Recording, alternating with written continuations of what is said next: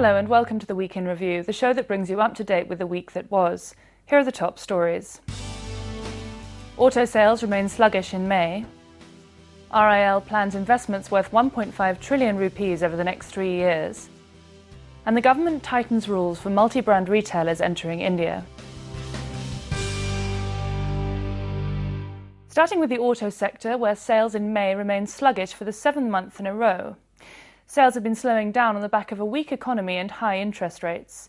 New car launches helped some car makers, but most saw a double-digit drop or a marginal increase in the month. Sales for market leader Maruti Suzuki declined 13%, while for Mahindra & Mahindra they increased only 5% in May. At Toyota Kirloskar, sales fell 35%. New launches for Honda cars and General Motors pushed sales. Company executives feel that sales have bottomed out and will revive in a few months. Staying with the auto sector, Maruti Suzuki India will shut all its plants for 8 days this month to clear up inventory. It plans to adjust production depending on the market demand. The company will use this downtime for maintenance at its facilities. Currently, the car maker has inventory for 4 to 5 weeks. Reliance Industries plans to invest 1.5 trillion rupees in the next 3 years as it draws up an extensive expansion plan for its various businesses. Chairman Mukesh Ambani at the 39th Annual General Meeting said the company plans to invest in 5 businesses. These include exploration and production, petroleum refining and marketing, petrochemicals, and retail and 4G telecom. The company plans to expand its polyester capacity by 1.5 million tonnes to 4 million tonnes. RIL has made significant headway in the KG Basin as well, and the company sees significant potential in KG D6. Its US shale gas venture has more than doubled its revenue and EBITDA from last year. In related news, Mukesh Ambani's RIL and Anil Ambani's Arcom have inked a 12,000 crore telecom tower deal. RIL will be using the latter's telecom towers for delivering broadband services. Last month, RIL had signed another deal with Arcom to use the latter's fibre optic cable. RIL plans to utilise up to 45,000 tower sites to roll out 4G networks. Moving on to the retail sector, the government has tightened its already restrictive policy governing the entry of multi-brand retailers in India. It issued a new set of clarifications this week regarding investment in supermarkets. 50% of the total investments in supermarkets has to be in so-called back-end infrastructure. The company can't acquire supply chain or back-end infrastructure from existing companies. These companies can't enter those states which do not allow FDI in retail through the franchising route.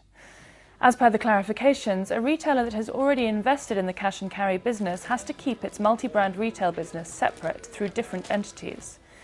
Industry experts believe that these new clarifications may dampen interest in the sector.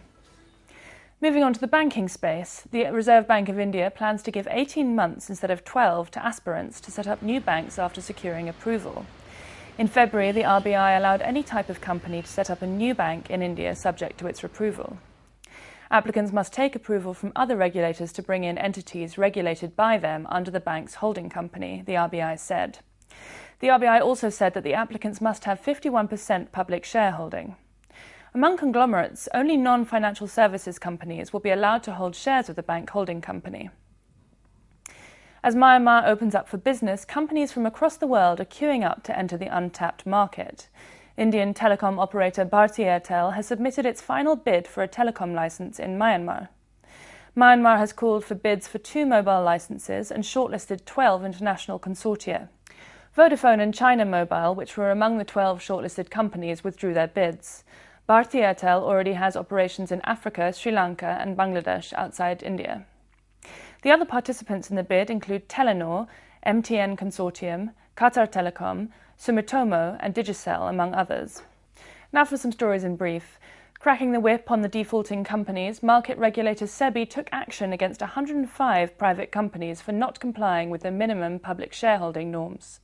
In its order, SEBI has frozen voting rights and corporate benefits of these companies. It also barred the companies from holding any new position on boards of listed firms. The promoters and directors of the non-compliant companies cannot deal in the markets until they comply with the new norms. The list includes big names like BGR Energy Systems, SR Ports, Omax and Tata Teleservices. A PIL has been filed against Ranbaxy Laboratories seeking to cancel all the licences granted to the company. The PIL also wants to initiate a probe against the pharma major for allegedly manufacturing and selling adulterated drugs. Ranbaxy has been fined $500 million by the US drug regulator FDA for making adulterated drugs. The PIL also seeks prosecution of the current and former directors of the company and the drug regulator in India. And that's all we have for you. Thank you for watching.